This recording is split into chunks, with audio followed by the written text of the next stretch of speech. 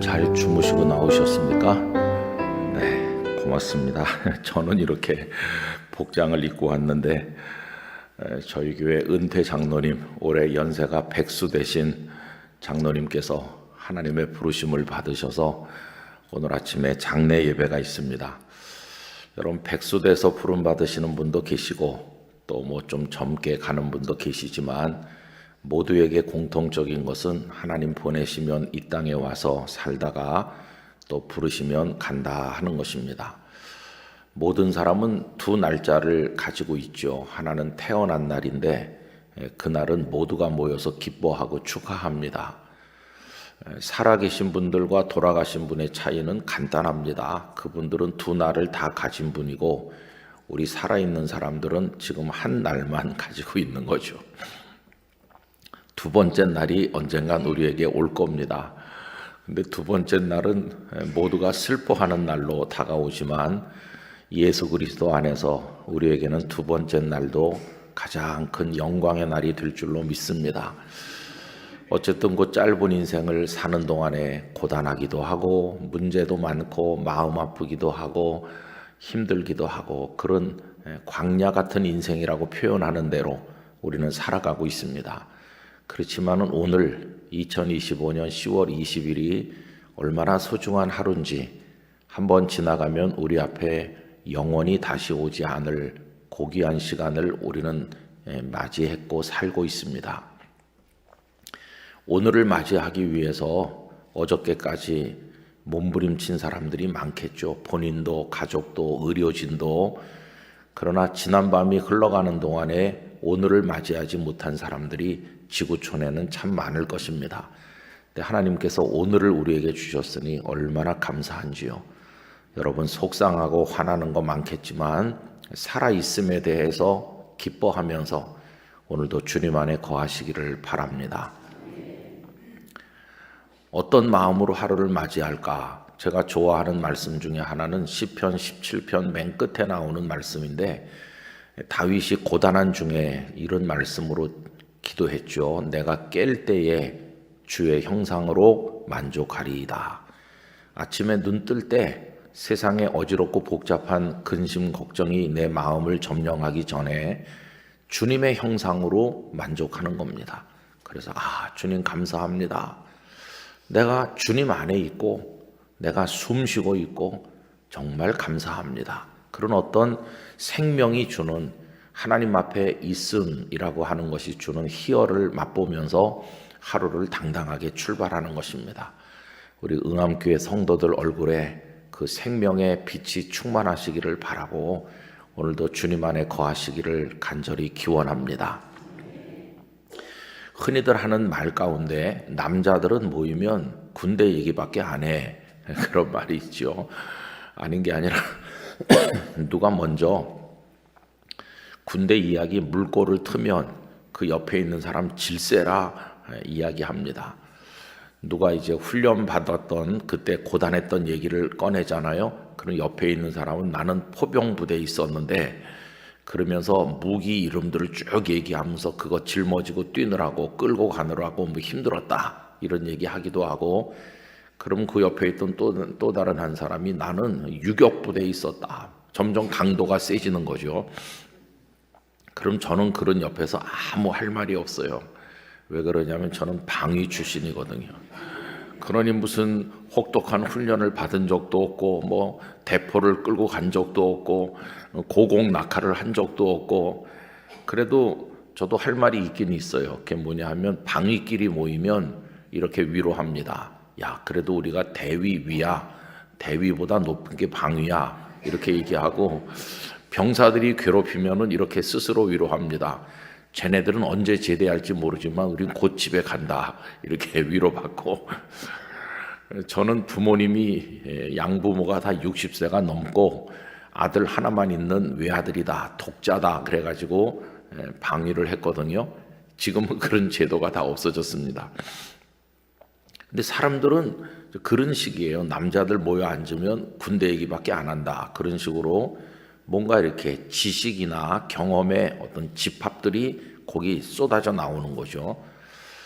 여러분 그런 걸 알고리즘이라고 합니다. 알고리즘은 이제 수학이나 이런 곳에서 어떤 과제를 해결하기 위해서 어떤 동작들이 집합되거나 명령들이 집합되고 어떤 개념이 집합되는 현상, 그런 걸 이제 알고리즘이라고 합니다. 그러니까 뭘 수학적 문제를 풀든지 과학의 문제를 풀어야 되는데 그럼 비슷한 유형을 계속 이렇게 집합적으로 반복 테스트를 해보면 어떤 원리가 발견되거든요. 어떤 과학적 법칙도 발견될 수도 있고, 그런 걸 이제 알고리즘이라고 원래는 하는 건데, 요즘에 우리가 일상에서 알고리즘을 가장 많이 경험하는 거는 인터넷에서 뭔가를 이렇게 찾을 때, 그때 이제 우리 컴퓨터 속에서 그런 알고리즘 현상이 나타납니다.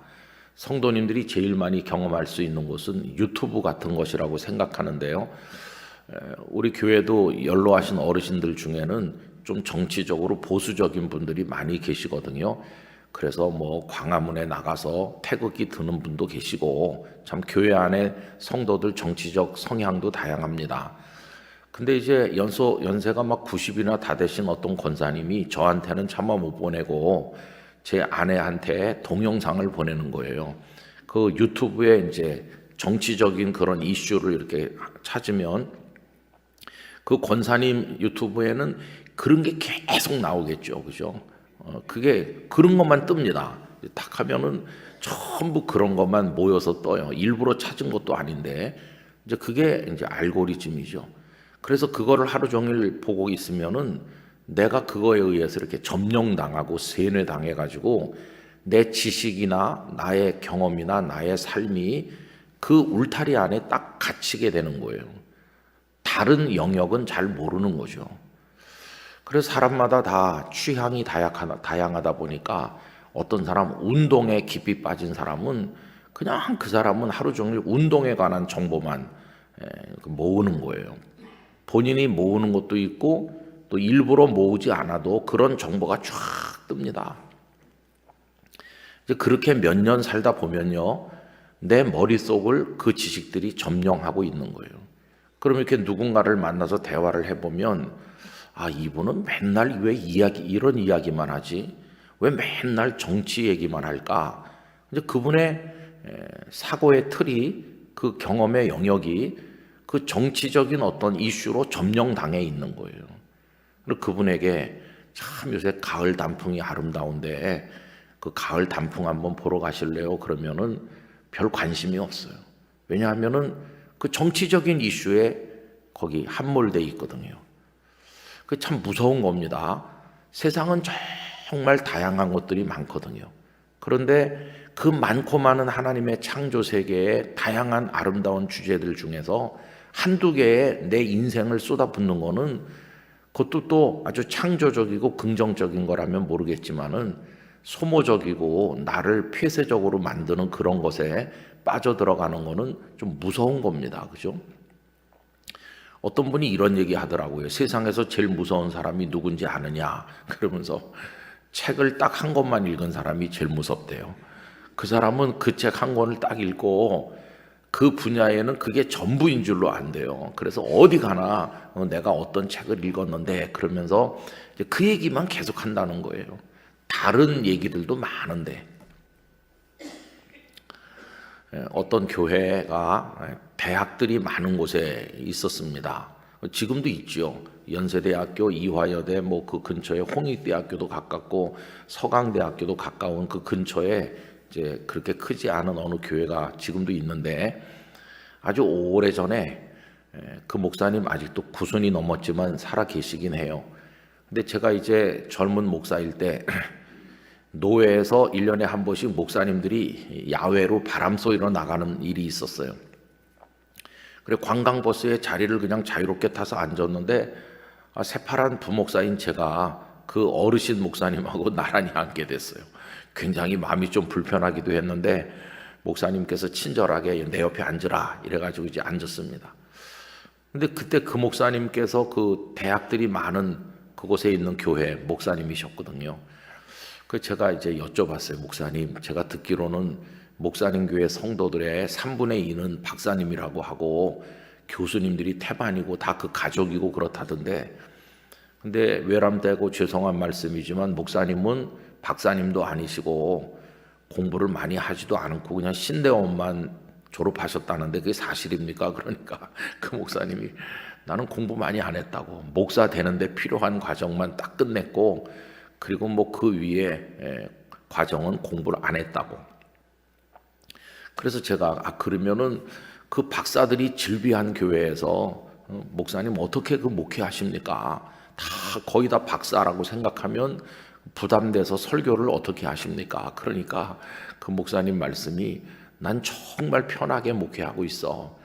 그분이 70세 은퇴할 때까지 아마 한 30년 이상 하셨나 그럴 거예요. 굉장히 오래 하셨어요.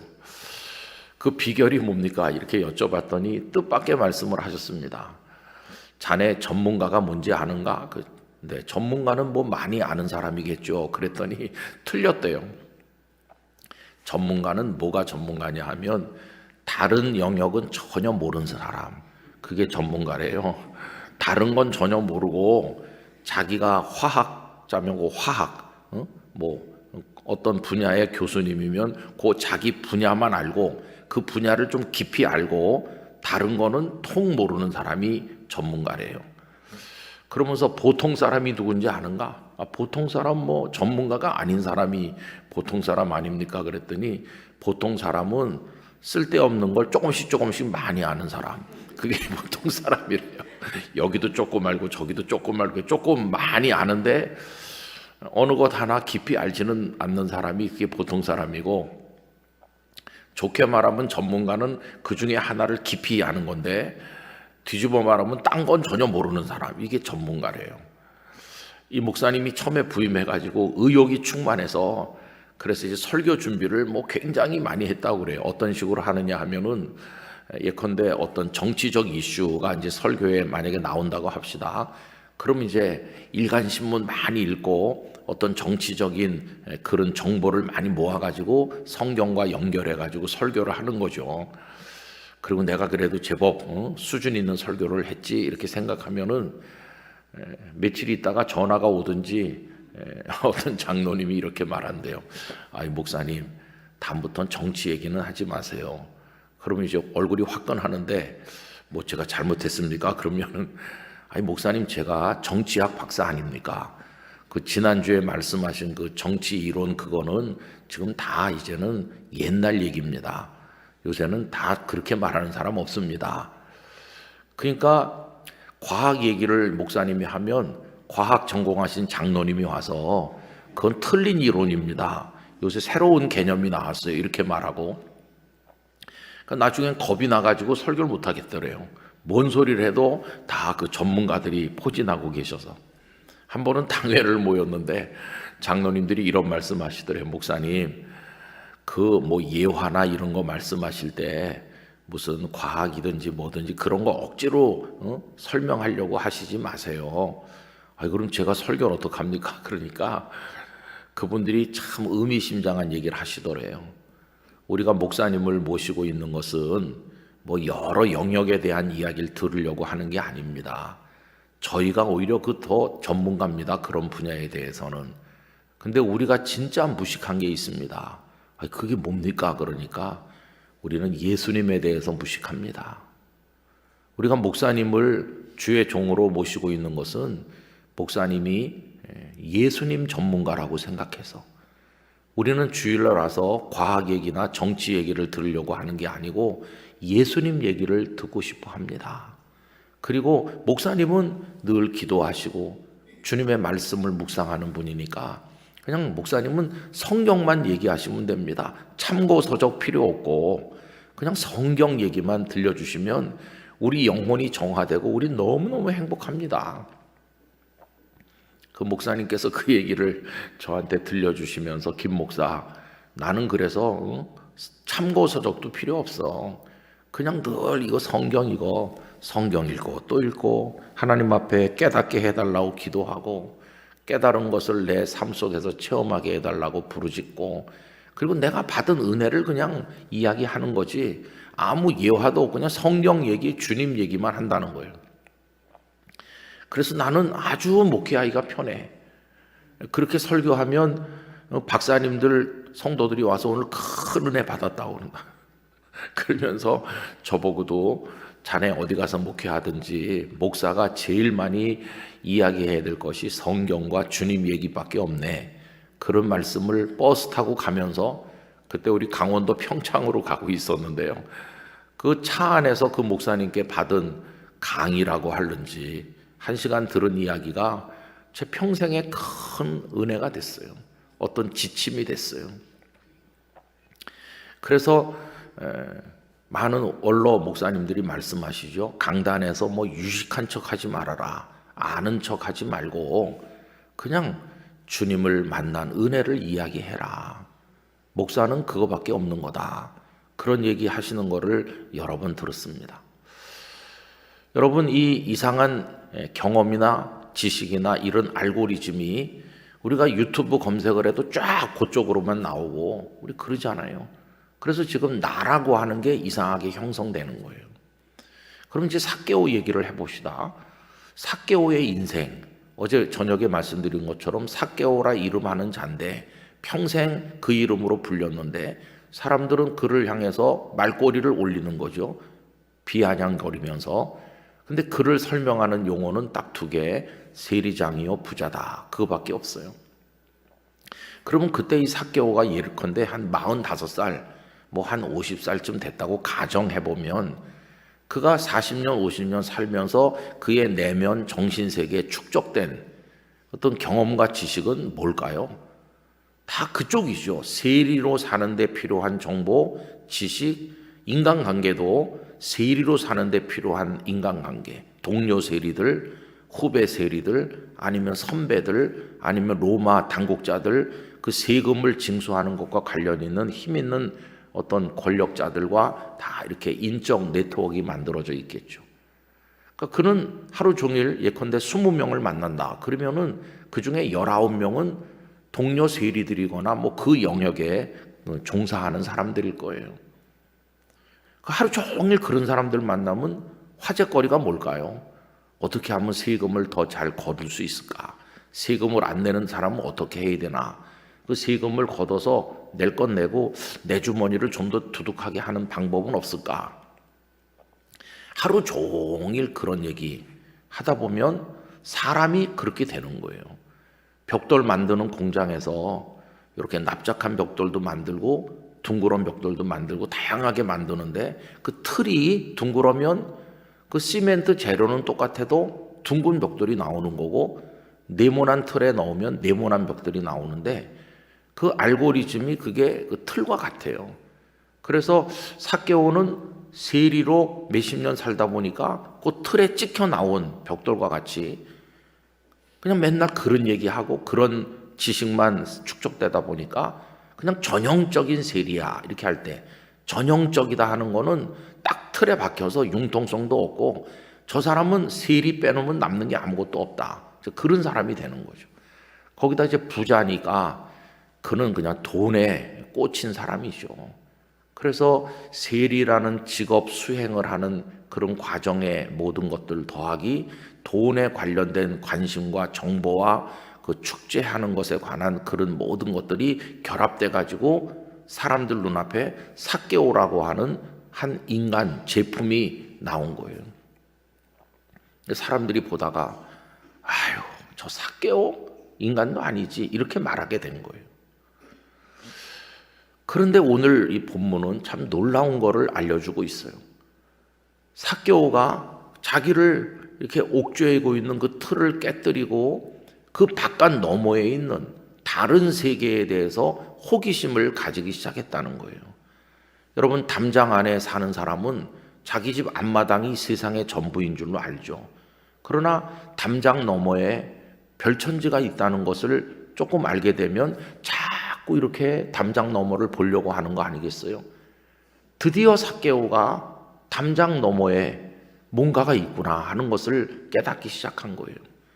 그게 다름 아닌 예수님입니다. 그리고 예수님의 세계입니다. 예수님께서 여리고로 지나가시면서 많은 사람들이 이제 붐비는 가운데 있는데 삭개오가 예수님에 대한 호기심이 생겼어요. 오늘 본문 말씀 가운데 3절 그가 이 그라고 하는 것은 그 앞에 나오는 2절을 받는 거 아닙니까? 세리장이요 부자로 살면서 그런 틀 안에 갇혀 있었던 그 사람, 그런 뜻이죠. 이 그는 다 우리를 지칭하기도 해요. 우리도 지금 어떤 틀 안에 있으니까요. 그랬던 그 사람이 드디어 담장 너머로 이제 관심을 돌리는 거죠. 예수께서 어떠한 사람인가 하여 보고자 했다. 그러니까 예수님이 어떤 분인가? 내가 예수님에 대한 소문을 여기저기서 들었는데 그분이 지금 여리고로 지나가신다고 하고 이렇게 많은 사람들이 밀려가고 있는데 어떤 분이시지? 참 이거는 신선한 호기심입니다. 그에게 호기심이라는 게 뭐 있었을까요? 늘 수십 년째 반복되는 세리 업무와 돈 그것밖에 없었는데 전혀 새로운 세계가 그 앞에 지나가고 계신 것이죠. 근데 많은 사람들은 관심이 없습니다.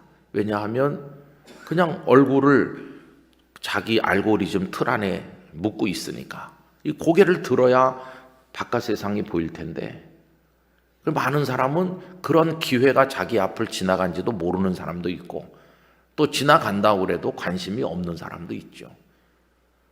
어제도 그 소경 바디메오 얘기를 했습니다마는 거기 많은 사람들이 예수님과 함께 지나갈 때 다윗의 자손 예수여 나를 불쌍히 여기소서라고 부르짖은 사람은 그 바디메오 뿐이에요. 그 길거리에 그 많은 사람들 중에 어느 누구도 나를 불쌍히 여기소서라고 부르짖은 사람이 없습니다. 그러면 예수님을 에워싸고 걸어가는 제자들을 포함해서 그 여리고의 주민들 그 많은 사람들이 아무 인생에 문제도 없고 예수님의 은혜도 필요 없는 완벽한 인생을 누리는 사람들만 그 길거리에 있었을까요? 그들은 아픔도 없고 상처도 없나요? 여러분 그들도 다 육신의 눈은 뜨고 있지만 영의 눈은 닫힌 사람들이고 그들도 주님의 치유와 회복의 은혜가 필요하고 그들도 주님의 눈길과 말씀이 필요한 사람들인데 그들은 그냥 따라가기만 하는 거예요. 만약에 어떤 남자가 하루 종일 돌아다니다 저녁에 집에 갔다고 합시다. 아내가 묻죠. 아유 당신 오늘 하루 종일 어디 갔었어요?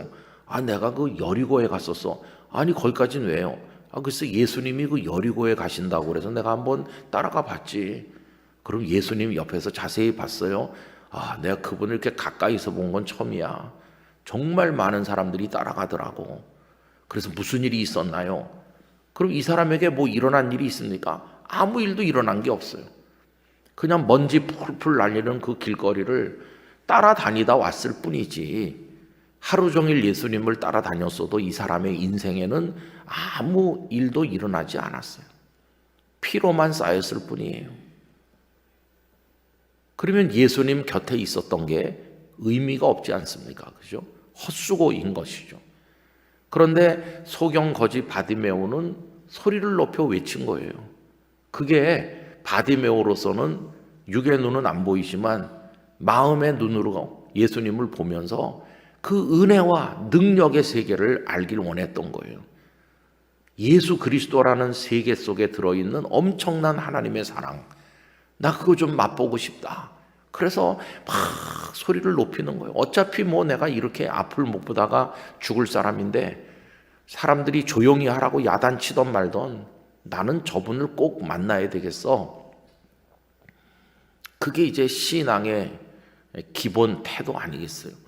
근데 이제 드디어 삭개오 속에도 그런 게 생긴 겁니다.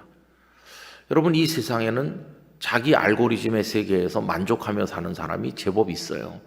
그저 뭐 나는 이런저런 일에 기쁨을 느끼고 내 인생 잘 살고 있어요. 예수 나한텐 필요 없어요. 그런 사람들 많아요.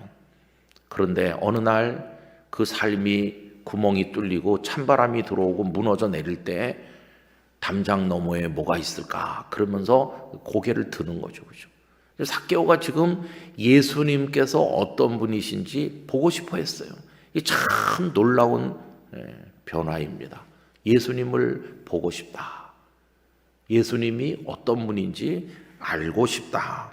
어떠한 사람인가요? 예수님의 그냥 외모만 보고 싶어 하는 게 아니었을 거예요. 그분 속에 있는 사랑은 어떤 사랑입니까? 그분의 말씀이 가진 능력은 어떤 것일까? 저 예수라고 하는 분이 가지고 다니는 그 어마어마한 그 세계 안에는 뭐가 들어있을까? 사람들은 저분이 하나님의 아들이라고도 하고 메시아라고도 하던데 그 하늘과 연결된, 하나님과 연결된 세계 속에 계시는 저분은 이 땅에 속해서 세리장으로 돈밖에 모르는 나하고는 어떻게 다른 분일까? 저분이 내 인생에 접촉할 때 내 인생에는 어떤 새로운 일이 일어날 수 있을까? 그리고 이 사람들은 왜 따라다니는 것일까?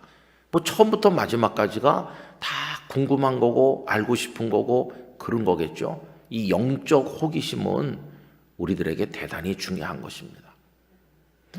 여러분, 우리가 하나님의 은혜를 많이 경험했지요. 그러나 저는 어마어마한 하나님의 은혜의 세계 중에 우리가 경험한 거는 요만큼일 거라고 생각합니다. 성도 여러분, 더 넓은 세계를 늘 사모하시기 바랍니다. 더 깊은 하나님의 은혜를 갈망하십시오.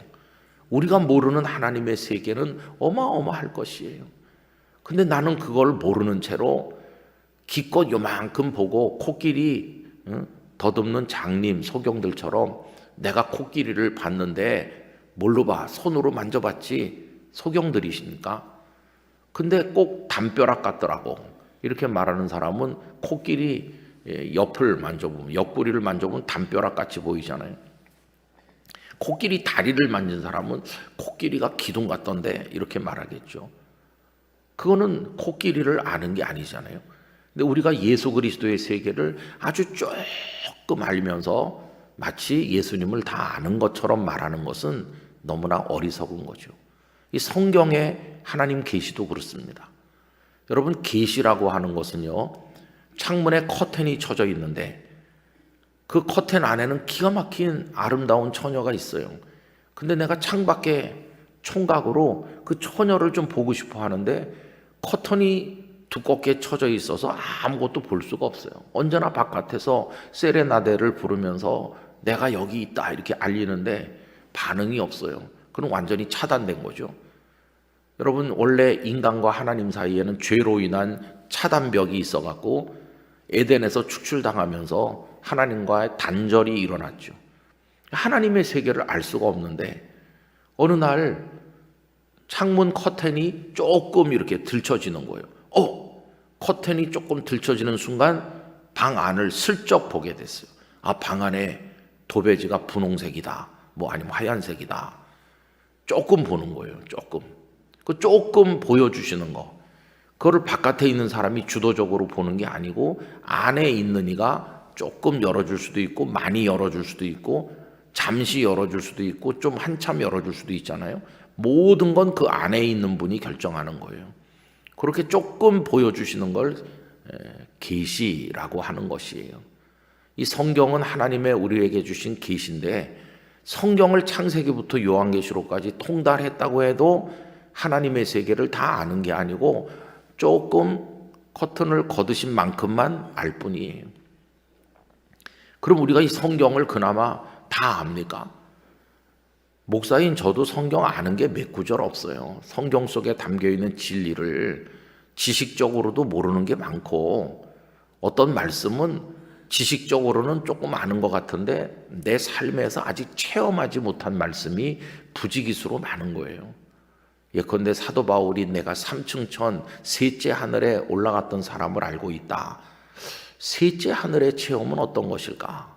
에스겔에게 하늘이 열려가지고 그에게 하나님의 영광스러운 보좌가 보여지는 그 에스겔 1장에 나오는데 하늘이 열려서 하나님의 보좌가 바라보이는 그런 체험은 어떤 것인지 우리 모르는 게 너무 많아요. 그러니까 이런 영적 호기심을 가지고 예수님이 어떤 분이실까 하는 그게 굉장히 중요한 것이.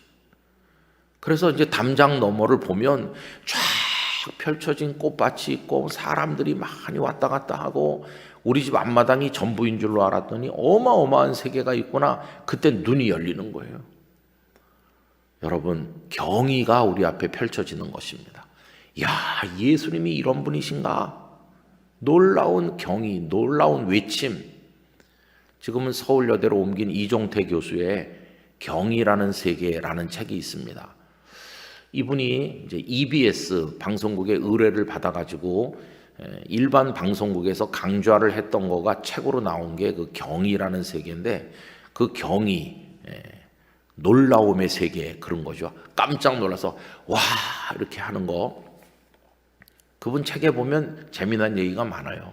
예를 들면 이런 거죠. 나이아가라 폭포, 여러분 나이아가라 폭포 근처에서 우리 목사님 계셨을 텐데, 나이아가라 폭포를 보면은 뭐 캐나다 쪽에서도 볼 수 있고 미국 쪽에서도 볼 수 있는데 어마어마한 물이 그냥 뭐 확 쏟아져 내리잖아요. 그러면 거기 도착하는 사람들은 어떤 반응을 보입니까? 와 이런 반응, 그게 경입니다. 놀라움.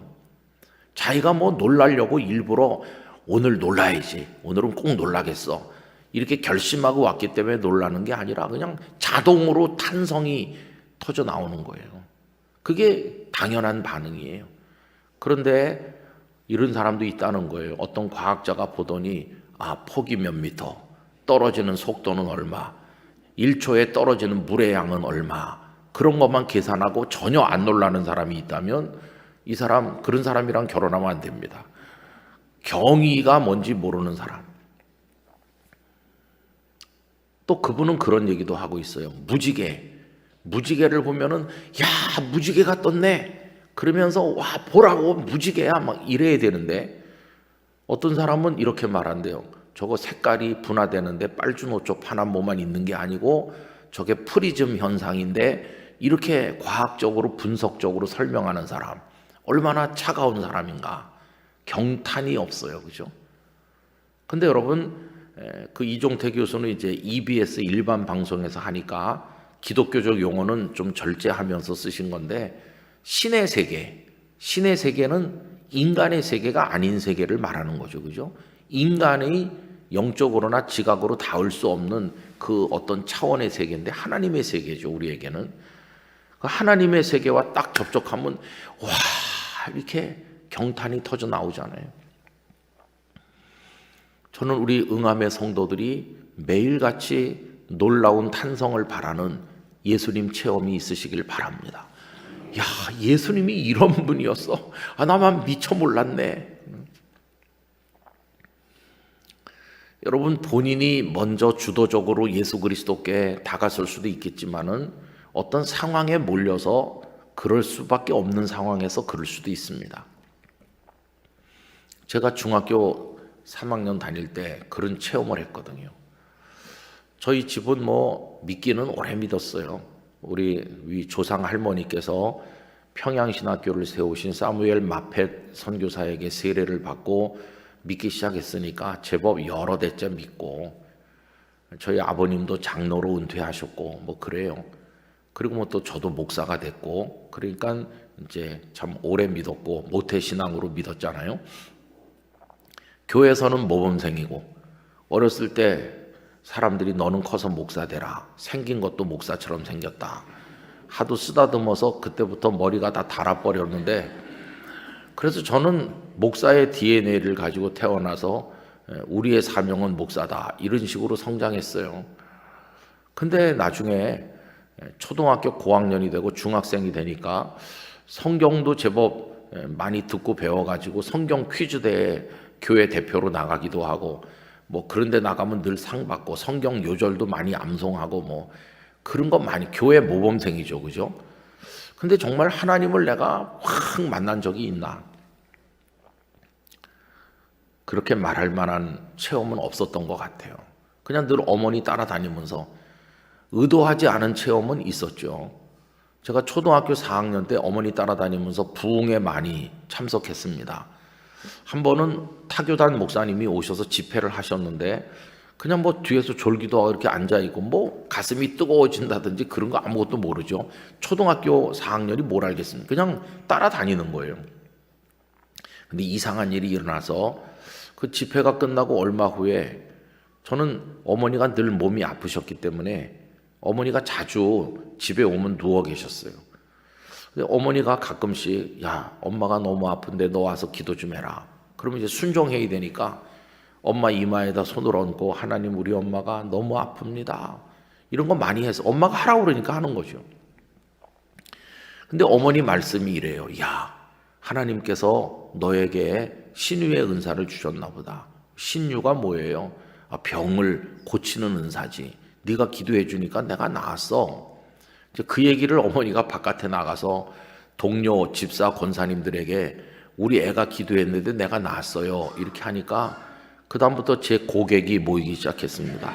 그래가지고 그 도림교회가 마당이 넓고, 그리고는 이제 그때 빨간 첨탑이 있는 빨간 벽돌 교회였는데, 그 빨간 벽돌 교회 그 십자가 종탑에 이제 기도방이 한 두어 개 있었거든요.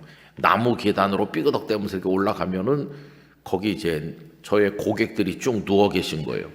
왜 기도는 다 누워서 받는지 잘 모르겠더라고요. 교회 마당에서 애들하고 뭐 공도 차고 뭐 땀을 뻘뻘 흘리면서 진짜 손이 그냥 막 먼지가 묻고 개발이 돼 있는데, 손 씻고 올라와 그렇게 불러요, 저 위에서. 그럼 제가 이제 손 씻고 올라가면 고객들이 누워 계시면 권사님 머리에도 손대고 기도하고, 그 병이 나았다고 그러는 거예요. 그러기를 한 1년, 진짜 그분들이 낫는 것 같아요. 한 1년 그런 일을 경험했어요. 근데 그 후에는 아무리 해도 안 낫더라고요. 그러니까 참 이상한 체험을 제가 한동안 했습니다. 저의 의지도 아니고 어떻게 된 일인지 저도 몰라요. 그러다가 이제 뭐 중학생 되니까 하나님이 계시긴 계신 것 같은데 정말 그렇다. 요새 교회들이 왜 이렇게 문제가 많을까? 그리고 어른 성도들은 왜 저렇지? 자꾸 비판적인 게 눈에 보이는 사춘기가 되지 않았습니까? 근데 제가 중동부 회장을 했는데 중학생들이 한 200명 정도 됐어요. 근데 4월 5일 날 이제 식목일은 그때는 공휴일이어서 교회 가지, 학교 가지 않고 다 교회로 모이자 행사를 하게 됐어요. 그때가 중3인데요. 여러분, 제가 중3일 때는 학교를 이렇게 추첨으로 가지 않고 학교를 지정해서 가던 옛날식으로 입시를 치던 시절이었어요. 그래서 공부를 열심히 해야 되고 그런데 4월 4일부터 몸이 좀 아프기 시작했습니다. 정작 행사가 있는 4월 5일은 얼마나 열이 많이 나고 아픈지 교회를 갈 수가 없어서 제 시간에 못 갔습니다. 그리고는 점심때쯤 간신히 가서 선생님들과 친구들에게 그냥 내가 왔다 간다 이렇게 하고는 다시 집에 와서 끙끙 앓았습니다. 그리고 이제 밤새 앓다가 4월 6일 어머니가 아침에 야, 좀 열이 내렸니? 웬만하면 학교 가야 되지 않겠냐? 그러면서 이렇게 물을 한 대접 가져오셨어요. 이부자리에 앉은 채로 물을 받아서 이렇게 마셨는데 물이 입으로 들어가질 않고 그냥 다 옷과 이불에 쏟아지는 거예요. 그래서 뭐 좀 이상한데? 이렇게 이상한 걸 알게 됐어요. 보니까 와사풍 환자같이 제 얼굴이 한쪽이 팅팅 붓고 이렇게 돌아갔어요. 그리고는 이 상체가 굳어버린 것 같이 뻣뻣해진 거예요. 마비가 오는 것 같이. 그때부터 저는 고등학교 입시를 위한 공부는 내던지고 병원 순례를 시작했습니다. 그 서울에 뭐 유명하다는 병원, 이 병원, 저 병원 다 가서 검사하라는 거 다 하고, 근데 의사 선생님들이 다 고개를 갸우뚱하면서 다 정상인데 왜 이러지? 다 정상이라는 거예요. 모든 수치가 정상이고 아주 건강하다. 근데 지금 이 몸은 정상이 아니잖아요. 그러면서 그분들이 하시는 말씀이 신경 쓰지 말고 마음 편안히 먹으라고. 아니 지금 고등학교 입시 준비해야 되는데 어떻게 마음 편안히 먹습니까? 중3짜리 애가. 학교도 못 가고 그냥 집에 있는 거예요. 담임 선생님이 서울대 나오신 아주 똑똑한 선생님이고 교회 집사님이셨는데 저를 많이 이해해 주셨어요. 그러면서 이제 한 여름이 다가올 때까지는 이 병원 저 병원 뭐 민간 치료요법 뭐 한방 뭐 이런 거 하고 다녔어요. 그 4월, 5월, 6월, 7월이 저의 인생에 정말 어두웠던 시절이죠. 그러다 이제 여름이 지나가니까 완전히 절망했어요. 이제 나를 고칠 사람이 없구나. 어머니 아버지도 억장이 무너지시고 어느 날 밤에 제가 자다가 눈을 떴는데 캄캄한 방 안에 뭐가 제 얼굴 위에 똑똑 떨어지는데 어머니의 눈물이었어요. 어머니께서 제 위에 이렇게 고개를 숙이고 울면서 기도하니 눈물이 제 얼굴에 떨어졌는데 저는 그 기도가 너무 간절해서 제가 깼다고 하는 기척을 낼 수가 없어서 가만히 누워 있었습니다. 어머니 기도는 딱 한마디였습니다. 하나님, 저를 데려가시고 이 아이를 고쳐주세요. 그 똑같은 기도를 계속 반복하는 것이었어요. 그런 마음 아픈 시간들도 지내면서 그렇게 가을을 맞이했습니다.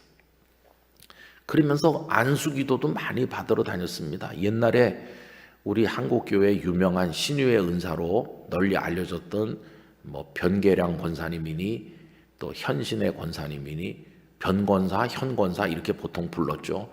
그런 분들의 기도원에도 많이 가서 안찰 기도도 받고 하여튼 그런 거 많이 했어요. 지푸라기라도 잡는 심정으로. 그리고 이제 저도 기도를 건성으로 처음엔 드리다가 나중에는 기도가 깊어진다는 게 뭔지를 알게 됐어요. 진액을 짜내는 기도는 어떤 것일까? 이제 희망이 없으니까 희망이 하나님뿐이시다. 기도가 간절해지는 건데 기도가 간절해질수록 길이는 짧아지고 마음은 깊어진다는 걸 알게 됐어요. 미주알 고주알 길게 할 것도 없고 그냥 눈물이 흐르면서 저를 불쌍히 여겨주세요. 그러다가 이제 한 9월 달쯤 됐는데 저 신길동에 산다는 다른 교회 권사님이 어떻게 연결이 돼갖고 그 권사님이 저를 보고 싶어 한다고 그래서 갔어요. 그냥 보통 평범한 가정주부인데 어디선가 네 얘기를 듣고 기도해야 되겠다는 충동이 느껴져서 너를 위해서 내가 요새 금식 기도를 했다. 전혀 모르는 분이 참 고맙잖아요. 너를 한번 보고 싶어서 불렀는데 그러면서 이제 너는 기도할 때 그냥 기도하지 말고 하나님 저를 고쳐주시면 목사 되겠습니다. 이렇게 기도하는 게 어떠냐. 협상을 시작해라 하나님이랑. 그래가지고 협상을 시작했습니다. 저 목사 되기가 죽기보다 싫었는데 일단 낫고 봐야 되니까. 그래서 고쳐주시면 목사 되겠다고 했어요. 그러면서 10월이 지나고 11월이 되는데 고등학교 입시가 2달도 안 남았는데 이게 공부를 했어야 말이죠. 그리고 치명적인 건 이게 발음이 부정확하다는 거예요. 말이 제대로 되질 않고. 근데 어떤 분이 이렇게 말했습니다. 저 서대문에 가면 병자를 기도해 주는 교회가 있다. 그래서 아버지, 어머니, 아버지는 장로이시고 어머니는 권사이셨는데 저랑 같이 그 교회 수요 예배 갔습니다. 중학교 3학년이니까 검정 교복, 여기 호크 채우는 거, 옛날 머리 빡빡 깎고, 그리고 가서 이제 앞자리에 앉았어요. 한 명씩 해주려면 이 큰 예배당에 가득 찬 사람을 다 해주려면 밤새도 다 못하겠다. 그런 생각이 들었기 때문이죠. 그런데 도대체 안수기도 해주는 기척도 없고 그냥 계속 기다리는데 사람들이 잔뜩 왔어요. 그리고는 저녁 되니까 그냥 평범한 예배가 시작됐어요. 수요 예배. 그래서 인도자가 나와서 찬송 부르겠습니다 하고 언제 기도해 주나 이 교회는 그렇게 생각했는데 이제 설교 시간이 돼서 어느 목사님이 나오셔서 그냥 평범한 설교를 했어요. 근데 성도들의 반응이 대단히 뜨겁더라고요. 그리고 이제 설교가 끝났어요. 그리고는 이제 이렇게 말씀하는 거예요. 자, 이제 병자를 위해 기도하겠습니까? 하겠습니다. 몇 시간 기다렸는데 바로 이거였어요. 한 명씩 안 해주나? 그런 생각이 들었습니다. 본이 한 명씩 해줄 형편이 아니에요. 사람들이 너무 많이 가득 차서. 근데 그분이 한 2, 3분 기도했어요. 여기 불쌍한 양떼들이 왔는데 주님의 능력으로 치료하여 주시옵소서. 근데 그 기도하기 전에 그 목사님이 각자가 자기 아픈데 손을 대라고 했어요. 그 자리에 일어나가고. 그때 참 야속한 생각이 들었습니다. 왜냐하면 저는 듬성듬성 일어나는 줄 알았어요. 환자들이. 그랬더니 거의 다 일어나.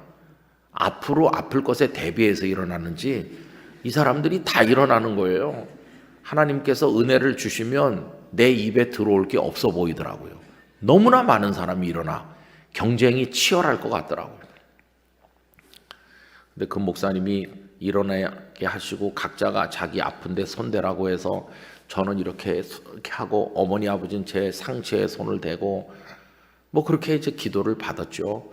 그리고 다 앉으라고 그랬는데 뭐 몸이 화끈한 것도 아니고 뭐 시원한 것도 아니고 그냥 맹숭맹숭하고 그냥 이렇게 앉았어요. 근데 그 다음에 참 놀라운 얘기를 들었습니다. 그분이 하시는 말씀이 방금 전에 기도할 때 제 가슴에 크게 감동되는 게 있었다. 오늘 여기 온 사람들 중에서 얼굴이 아픈 사람, 상체가 아픈 사람, 하나님께서 깨끗이 고쳐주신다는 감동을 받았습니다. 그런 사람 있으면 그 자리에 일어나기 바랍니다. 아무도 안 일어나대요. 아무도 안 일어나요. 목사님께서 분명히 그런 사람이 있을 텐데 일어나라고. 2층 없어요, 아래층 없어요 그러면서 한참 찾았어요. 근데 아무도 안 일어나는 거예요. 근데 어머니께서 저에게 야 너다. 네가 얼굴이 아프고 상체가 지금 불편하지 않냐. 너야 너 일어나라. 그래서 제가 쭈뼛쭈뼛 일어났어요. 그랬더니 목사님께서 여기 교복 입은 학생이 한 명 일어났다. 그러면서 이 학생을 위해서 우리가 축하의 박수를 하겠다고. 그 수천 명이 박수를 쳐주는데 와, 저는 그날 밤 현장에 지금도 있는 것 같은 생생한 느낌을 가지고 있습니다. 그때 제가 경의를 체험했어요. 경의. 그 이종태 교수가 말하는 놀라움. 그때 굉장히 좋았는데 그냥 좋은 정도가 아니에요. 경이라는 게 뭔지를 그때 처음으로 경험했어요. 그냥 기쁨이 제 마음에 쏟아져 들어왔는데 그 기쁨이 그냥 세상에서 뭐 아주 값진 선물을 받았거나 뭐 대학 입시에 합격했구나 뭐 그래서 느끼는 기쁨하고는 전혀 다른 기쁨이더라. 설명이 불가능한 기쁨, 그런 걸 경험했어요. 보니까 제 어머니도 제 아버지도 그렇더라고요. 그냥 너무너무 기뻐가지고 이걸 뭘로 설명할 수 있을까?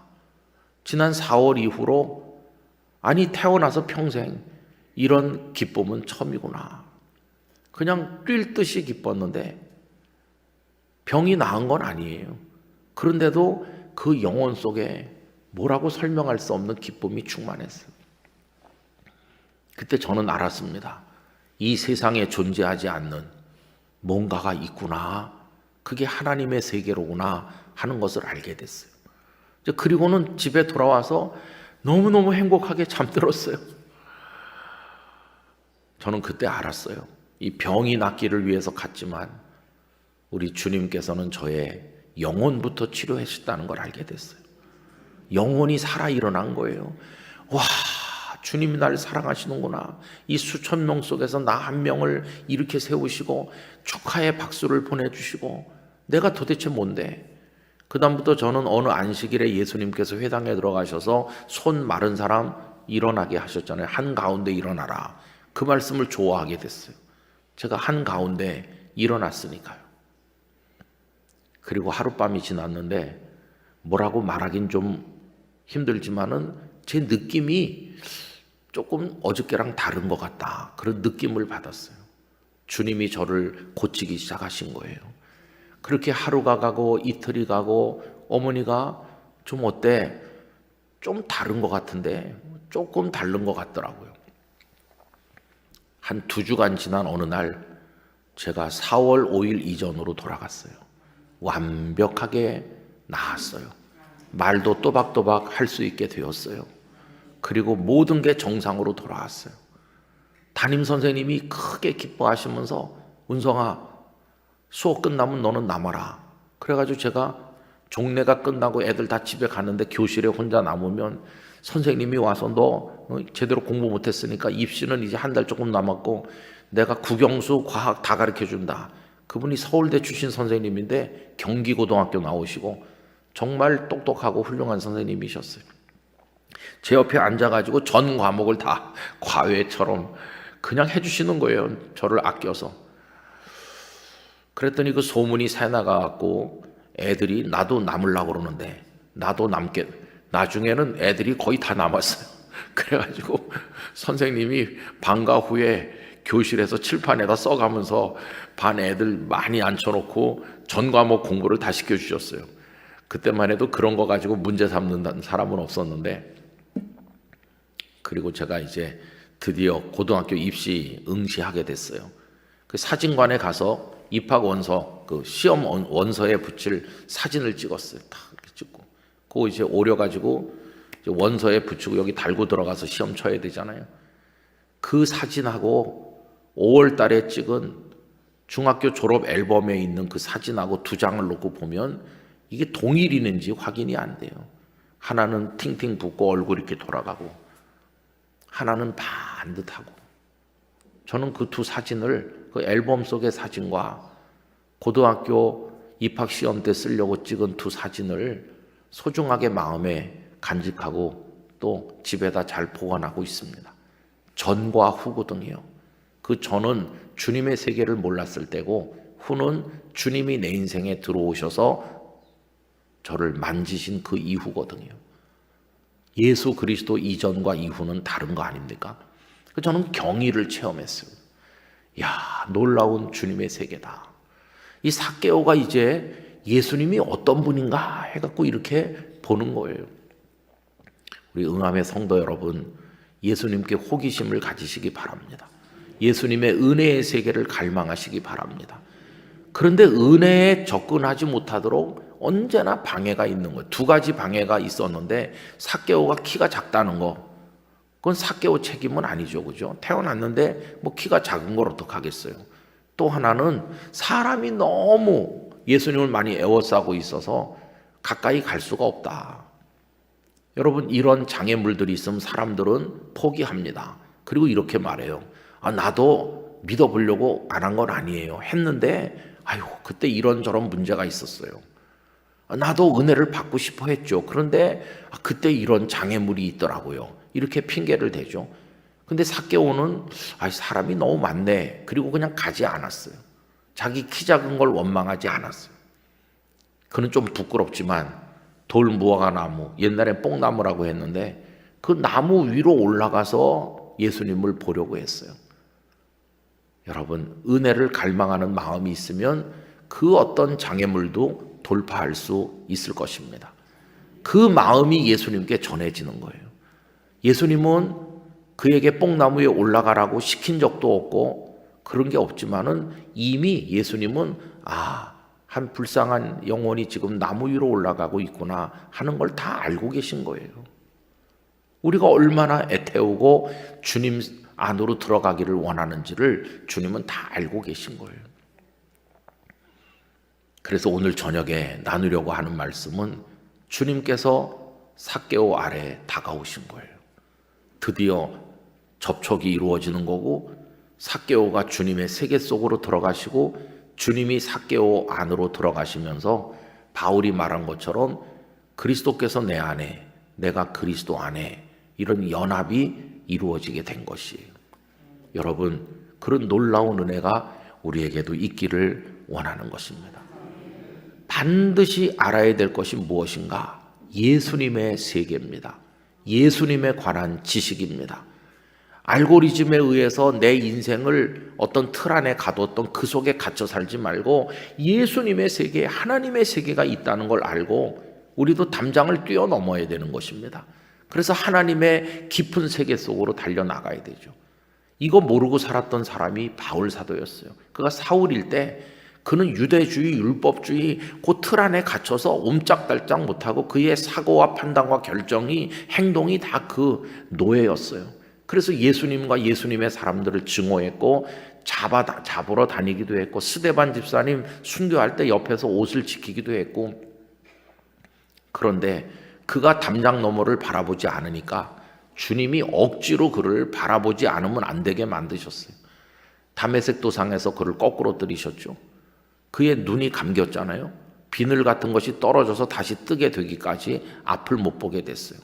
이 눈이 감긴 건 지금까지 네가 보던 세계가 전부 다가 아니다. 지금까지 네가 보던 세계는 작은 앞마당에 불과한 거다. 이제 그거에 대해서는 눈을 감고 바깥 세상에 새 눈을 떠라. 아나니아가 와서 그의 눈에 손을 얹어 기도할 때 비늘 같은 게 떨어지면서 눈을 떴는데 그때 보이는 세계는 예수 그리스도의 세계였어요. 넓은 세계. 그래서 빌립보서 3장에 보면 그가 이렇게 말해요. 예수 그리스도 예수를 아는 지식이 가장 고상하기 때문에 나머지 모든 걸 내가 다 배설물처럼 버린다. 그동안 나를 에워싸고 있던 지식이며 경험이며 이 모든 틀, 이건 내가 다 쓰레기 배설물같이 버리고 그리스도 예수를 아는 지식이 가장 고상하다. 몰랐었는데 알고 보니까 주님은 이런 분이셨구나. 그걸 위해서 생명을 내놓은 우리 바울 사도를 알고 있지 않습니까? 여러분, 그 경이로운 주님의 세계 속으로 들어가실 수 있기를 축복합니다. 그러면서 완전히 우리가 새로운 사람이 되는 거. 그러면서 어제 저녁에 말씀드린 것처럼 우리들의 이야기가 끝나지 않는다고 그랬잖아요. 삭개오라 불리는 그 남자, 그 세리장이고 부자, 그 사람 삭개오? 이랬던 그가 이제는 그 다음 이야기가 이어지는 거예요. 그리스도 안에서 여러분 주님의 은혜를 사모하시기를 축복합니다. 이제 그 다음 얘기는 오늘 열심히 사시다가 이따 저녁에 오세요. 그래서 우리 요 다음 이야기를 또 나누도록 하겠습니다. 기도하겠습니다. 걸어가신 아버지 하나님, 우리는 어떤 틀 안에 갇혀 있는 것일까요? 어떤 선입견과 고정관념의 감옥 안에서 살고 있는 것일까요? 우리가 알고 있는 세계가 전부인 줄로 아는 그것이 우리를 교만하게 하고 어리석은 지식인이 되게 만들기도 합니다. 하나님 아버지, 하나님의 세계, 은혜의 세계, 무궁무진한 경의의 세계, 주님의 세계를 알기를 원합니다. 담장을 뛰어넘기를 원합니다. 장애물을 극복하기를 원합니다. 나무 위에 올라가게 되기를 원합니다. 주님 알고 싶습니다. 주여 저희에게 놀라운 세계를 보여주시옵소서. 영적 갈망을 허락하여 주시옵소서. 오늘 저녁에도 함께하여 주시옵소서. 예수님의 이름으로 기도하옵나이다. 아멘.